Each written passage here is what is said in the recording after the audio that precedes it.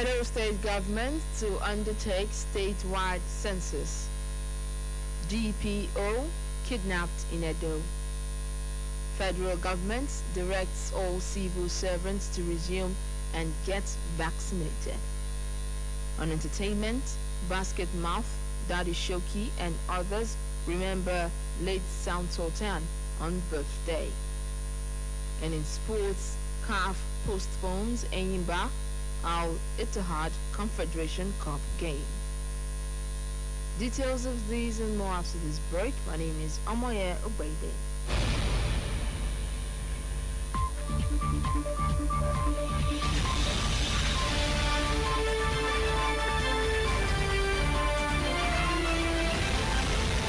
Edo State government is proposing to embark on a state-level census to generate data that will guide the state in her future development planning processes. The governor, Godwin Obaseki, is therefore calling for technical support from the United Nations Fund for Population Activities, UNFPA, to enable her actualize the project. Governor Obaseki gave the hint while playing host to the UNFPA Executive Director, Dr. Napoli Kanem, and other senior executives of the UN body on Friday. Chinedu Ekeja reports that Governor Obaseki also harped on the need for population control for positive economic outcome. The last census in Nigeria was conducted in 2006 when the country was estimated to be 140 million in population.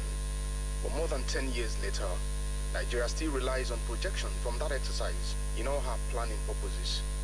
Here on a courtesy visit to Governor Obaseki, the United Nations Fund for Population Activities, UN, by its Executive Director, Dr. Natali Kanem, is calling for a new census exercise to determine the country's new population figure. UNFPA, which is the United Nations Population Fund, advises statisticians of the country, the National Population Commission, and so many others, including governors, who wish to know the count and plan for the population appropriately. And Uma Muller, our country representative based in Abuja, has already brought in one of the top experts in the world on fair count of census. I would appeal to you in your governorship to help us to assure the public that census is nonpartisan, that it is transparent, and that it's important to know who is being left behind. Coincidentally, the call by the United Nations agency was already a dream in the pipeline by the Edo State government. We will be calling on you next week because we need help. We need to do our own subnational census. It's important. We just commenced a 30-year planning process. So we're doing both a socio-economic planning and fiscal urban planning. And we cannot do that without data we can swear by. So while you're working on the census coordination, we want to, in Edo State, undertake our own census to help us with our planning process. Because without having that variable, whatever we come up with just may be up there in the air. So we will need that assistance, the TA, to work with the team. We have teams in-house already. Governor Obaseki believes that Nigeria's population can be a blessing or a curse, depending on how well the country manages it. For me, one of the key risks we face in Nigeria, both an advantage, but it's also a key risk, is our population growth. But if we do not do something about controlling population growth, there will be such a huge gap between our capacity to narrow growth rates with our population growth rate.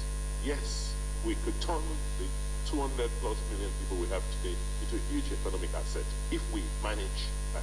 But if we don't, then our lives continue to grow. We will continue to play catch-up for decades to come. Earlier, the wife of Edo State Governor, Mrs. Betsy Obaseki, also expressed her willingness to work with the UNFPA to end child marriage and other forms of abuse against the girl child, which she has long been championing. Chinedu Ekeja, KUFM News. The Divisional Police Officer DPO of Fuga Division in Asaka Central Local Government Area, identified as Ibrahim Ishak, has been reportedly kidnapped near Issa River along the Auchi-Ekperi-Aganabode Road. It was learnt that the police officer was traveling with his orderly Friday evening when they were attacked by the kidnappers.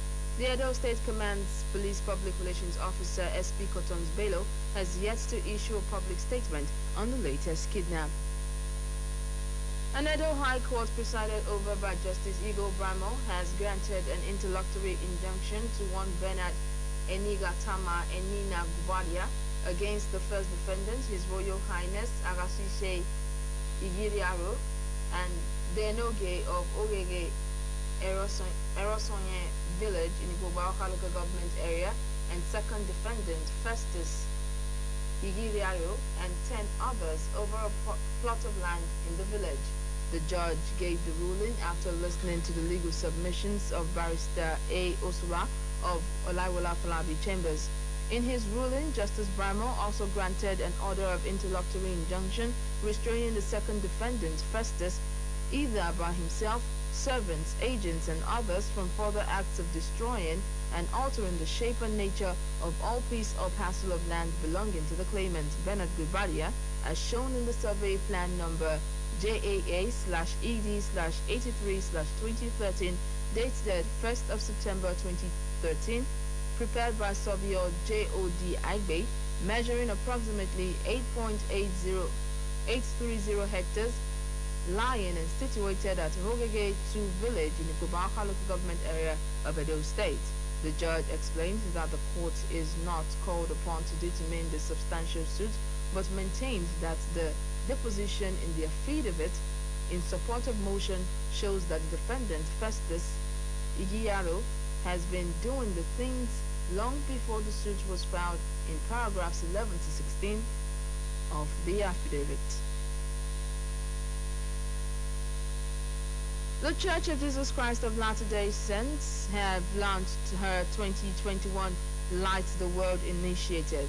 The theme for this year is Light the World with Love. KUFM's Lebedi Masagwaram reports that the church is calling on all to follow Jesus Christ's example this Christmas by helping someone feel seen, included, and cared for.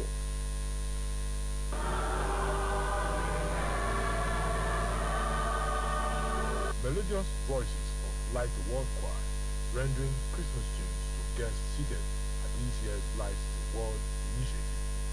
Speaking during the program marking the launch, President Philip Ibinibi, who represented Elder Charles Oide, shared his experience in the church philanthropic project. This is a thing we, the Church of Jesus Christ of Latter-day Saints, do yearly to share love, to share concern, to share what Christ did when he was here on earth.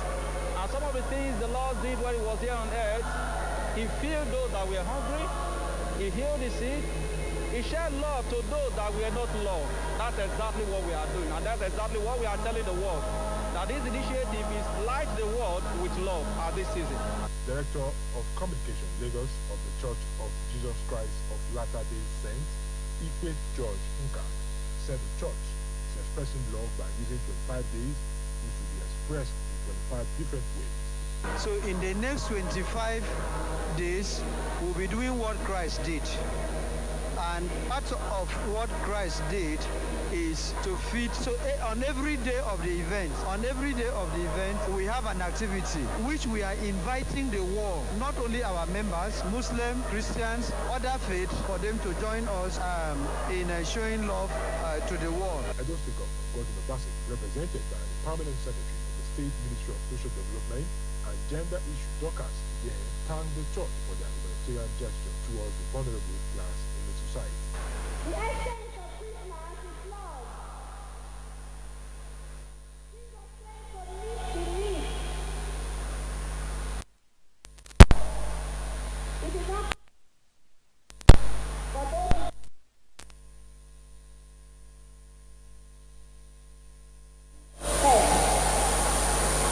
So as we continue to do this, we want to say that God will continue to bless you. For those who are going to receive this item today, we continue to pray for those who have extended this kind of fellowship so that God will continue to bless you. Chief Imam of the Benin Mosque, Haji Osai in Abulele, said